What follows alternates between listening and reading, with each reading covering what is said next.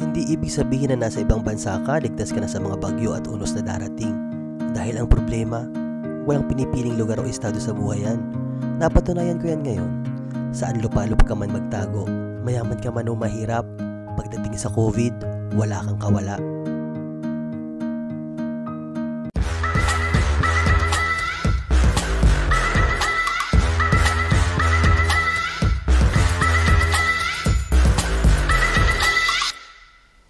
Hello there guys! Welcome back to my channel. This is PJ Katapang, ang matagin niyo vlogger ng Milan Italy. Kamusta kayong lahat? I hope you are all doing well. And alam ko na until now, alam nyo na positive ako. But, gusto kong mag-vlog and I feel na wala na talaga akong symptoms. So, let's proceed kasi I want to discuss what to do when you are COVID positive. So guys, disclaimer muna tayo. Kasi this is not the procedure in the Philippines nor the procedure dito sa Italy, or ito yung binigay ng WHO. Hindi. It's just that this is what I did at ito yung experience ko. Hindi ko sinasabi na ito talaga yung kailangan yung sundin. Let's proceed. First, symptoms. When you have symptoms, assume na meron kang COVID. Kasi when you assume that you have COVID, kailangan mo mag-isolate para hindi ka makahawa sa mga kasama mo sa bahay. And kung meron kang symptoms, you should look for some meds na meron ka sa bahay. For example, paracetamol, para sa lagnat. Kasi the symptoms are lagnat, ubo, sipon, sore throat, which is yung normal na flu. At usually, meron tayong mga gamot sa bahay, di ba? Para sa mga ubo like Robitussin, guaifenesin, parang Bisolvon, ganyan. Pwede mo na siyang i-take. At kung kaya mo nang pumunta para magpa-swab test, which hindi ko naman alam talaga sa Pilipinas kung paano procedure. Kasi dito, or meron kang antigen kit na nabibili ngayon, na you can do a self-test, or pupunta ka sa pharmacy, sa butika, at doon ka magpapa-antigen or rapid test. So kami naman ni Mark, ang ginawa namin is nagpa-test na kami sa butika. And kung ikaw ay lalabas na negative, then still kailangan mo mag-isolate dahil syempre para hindi ka na makahawa ng trangkaso mo, no? But kung positive ka, you should double, extra careful, kumbaga ganyan. Kasi medyo mas mahirap, di ba? Kung makakahawa ka, kung ikaw ay positive. And then, you should call your doctor immediately. Bakit? Because you have to inform your doctor na you are COVID positive. So, sa Pilipinas, parang kailangan mo rin natang i-inform ang barangay kung nag-positive ka sa antigen or sa self-test or sa any test na ginawa mo. Kasi syempre, di ba, inaalam naman talaga nila kasi may mga research regarding everything. And let's cooperate. Di ba? Maging responsable tayo. Huwag na tayong magkalat ng virus kung positive tayo. Huwag na tayong gala ng gala, di ba? Kasi nga, syempre, we should be responsible kasi syempre, we could save lives. Yun naman yun, talaga. Kasi pwedeng sa atin, light yung tama ng COVID, tapos dun sa mahahawaan natin, pwedeng grabe. Wag naman sana. So, let's inform our doctor na we are COVID positive. And then, let's talk about our symptoms. Syempre, may mga symptoms tayo. So, sabihin sa doktor ang mga symptoms at ask your doctor what to do. Pwede mo namang itanong talaga, Doc, ano bang gagawin ko kasi inuubo ako or may lagnat ako, ganyan. So, ma-share ko lang yung nangyari sa amin kung ano ba talaga yung mga symptoms na naramdaman namin at first. Ako talaga nag-chill ako, nilagnat, inubo, sinipon, and sumakit ang ulo at mga kalamnan. Pero ang pinaka masakit sa akin is sore throat, na natatakot ako dahil parang baka mag-block. May ganun akong eksena eh, parang natakot ako dahil baka, ano ba yan? Parang baka biglang mag-block naman to. And, yung sakit sa ulo na parang binibiak, parang daig pa yung binibiak na ulo. Masakit talaga siya. Because wala akong booster. Si Mark, nung nagkaroon kami ng COVID, may booster na siya. Ako wala. Twice lang ako nagkaroon ng vaccine. Pfizer. Pero, wala pa akong booster. Anyhow, ayun nga, you should ask your doctor with regards to your meds at saka sa symptoms. Before I forget, yung doctor ko, in-advise kami na bumili ng oximeter, and I don't know how to pronounce it. Alam mo yung nilalagay sa daliri to measure the oxygen level in your blood.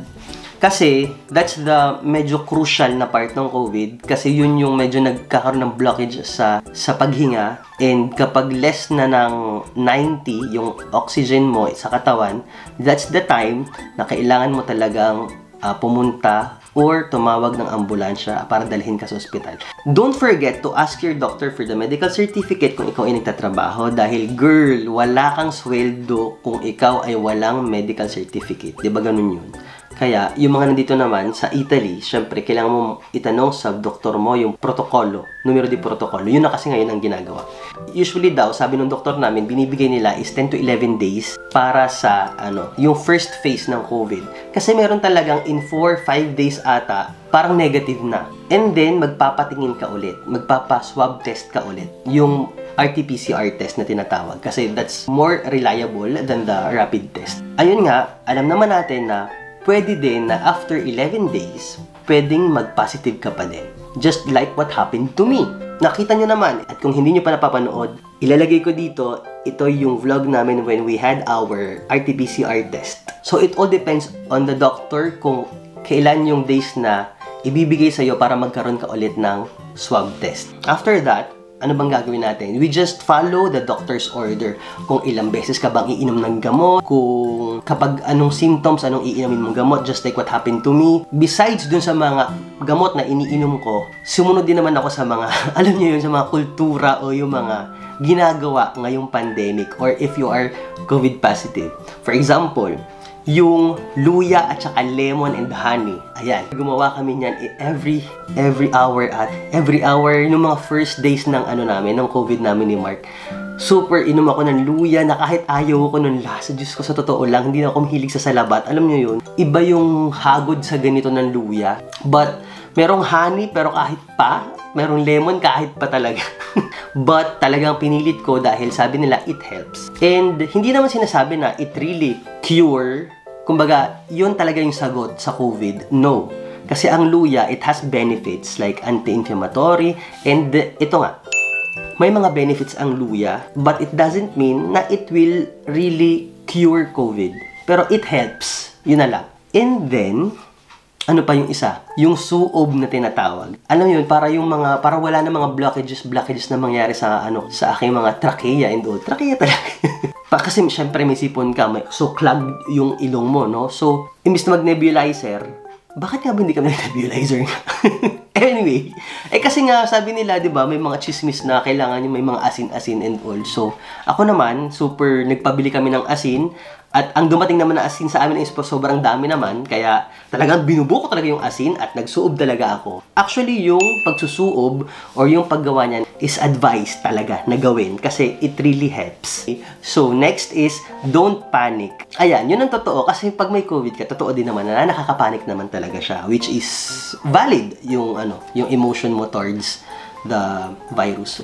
Kahit ako naman, nagpanic ako ng very, very light. Pero, ano bang gagawin mo, diba? So, you just look at yourself kung ano ba yung mga symptoms mo, kung lumalala ba or nawawala ba. Kasi ako naman, actually, after a day or two, parang, medyo okay yung o medyo okay yung sipon, medyo okay yung ubo. Actually, after the 5th day, parang medyo okay na ako eh. Yung 6th day ko, sakit na lang ng ulo yung natira. And then, take a rest, which is yun ang advisable naman talaga. I know na talaga mag-Netflix and chill ka lang talaga sa bahay.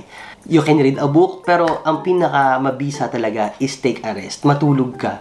Kasi doon talaga parang nag-rejuvenate yung mga cells mo, tapos doon lumalakas yung immune system mo kapag nakakapagpahinga ka. So, a full rest, 8 hours sleep, tsaka take advantage na natin. Alam mo naman, gusto nating matulog, di ba? Ang hirap matulog kapag may trabaho. I-grab na rin natin, magpahinga na tayo, matulog na tayo. Syempre, with all of those, don't forget to pray. If you are a believer, kung naniniwala ka, you should pray. And ako, yung ginawa ko is I just counted my blessings. Kasi, Kasi syempre, di ba, medyo tinatanong mo, Diyos ko, bakit ako nagka-COVID? Or, imbis na ganunin mo yung sarili mo, imbis na maawa ka sa sarili mo, kasi may ganun ka, parang count your blessings. Mag-start kang magbilang ng mga meron ka. And honestly, nag-start ako magbilang kung anong meron ako. And that's overflowing blessings yung yung na-realize ko. Parang na-feel mo na you are still loved. Parang na-feel mo na you are still blessed. So, let's move on with the realizations. Kasi meron naman talaga mga learnings when it comes to COVID. It taught me what is important and what is essential. Parang, yung essential, parang hindi naman pala natin kailangan ng sobrang dami. Yung essentials lang pala, meron na tayo. At enough na pala yun. What is essential is invisible to the eye. Diba? Miss Universe, Rufa Gutierrez. Miss World pala. Yung mga material things pala, hindi pala talaga siya importante no? So, it also taught me that life is precious. And life is so precious and valuable na parang you shouldn't spend life for the things that are not important. Nagigets nyo ba ako? Hindi ko alam kung nai-explain ko ng ayos yung nararamdaman ko. So, yun ang mga realizations ko. I hope may na-pick kayo. Habang ako may COVID ako, biglang pagtingin ko sa mga luxury bags ko, inamag sila ng bongga, at doon ko talaga na-realize na, ay, yung mga gamit kong luxury, parang, oo nga, na mahal nga ang bili ko sa kanila, pero mamahalin talaga sila, mayroon silang value, kahit sa market. Pero sa akin pala, parang, hindi pala talaga sila ganun ka-valuable, hindi sila ganun ka-precious. What precious is my life, Mark's life. Ay, ayoko umiyak, mapapayak pa ata ako dito. Anyway, hindi, yung life ng magulang ko, life ng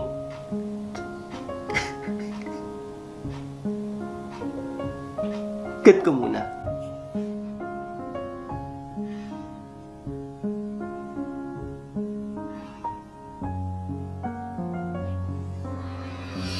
Okay, so, hindi ko kinaya yun. Totoo pala may mga naiiyak pala sa vlog, no? That's what I realized. This time, I want to thank yung mga tao na important sa akin. I want to thank my family, my mom and dad, and Tita Ani for the ayuda para sa pagkain. I want also to thank Anjo and Irene, yung kapatid ni Mark. And I want to thank my sister Jam and Jowa para sa ayuda at sa pagkain.